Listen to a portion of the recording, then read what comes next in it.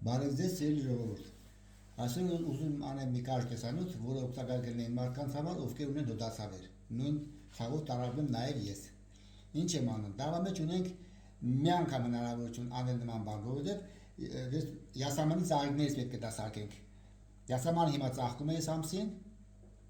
եւ հնարավորություն ունենք սարքենք մի դեղամիջոց, այսպես ասած, որը օգնում է հոդացավերի ժամանակ, հանգստացնում է ցավազրկում մի խոսքով։ Վերցնում եմ մի հատ բանկա, աման եւ յասամանի ծաղիկները կտրատում լցնում ենք աման տարայի մեջ, տարան պետք է լինի մաքուր, ապակյա, հերմետիկ փակվող։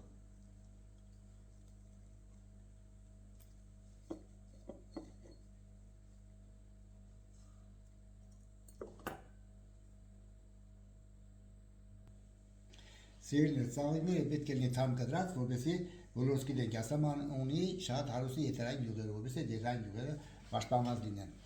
Լցեցինք ամանի մեջ, վերցնում ենք մի հարմար բան, օրինակ ես վերցնում եմ ապակյա նման աման, որով ես սեղմում եմ հատակին ծաղիկները մեծ ուժով։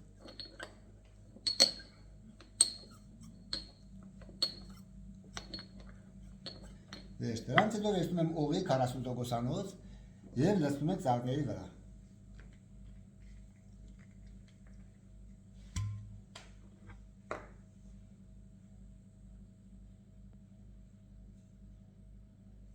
Լցնում եմ մինչև ծաղիկները ծածկվեն։ Վերջ։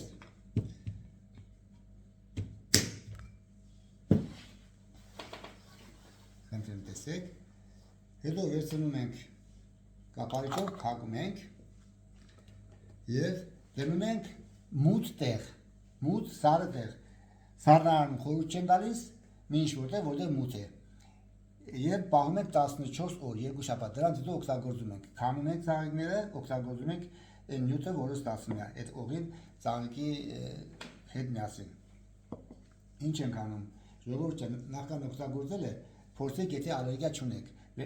Մի փոքր քսում եք ձեր ամենանուրբ մասում, այս մասերում,